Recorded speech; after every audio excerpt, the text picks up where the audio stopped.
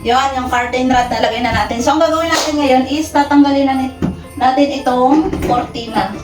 Yan, tapos papalitan na natin siya ng Christmas curtain. Yan. So, Ilang Christmas curtain pa siya? dapat tatlo. Parang ikaw ba rin? Bukas.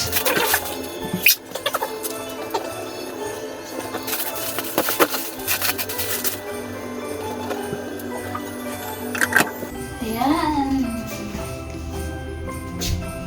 So, kasya na pala yung tatlo, no? Ayan, no?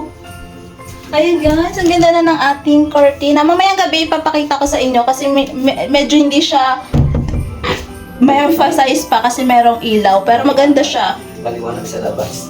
Ayan, oh. Ayan, ang ganda niya. Tatlo lang pala ang kasya. Ayan, tatlo kasya na. So, mamayang gabi tingnan natin. Ganda, no?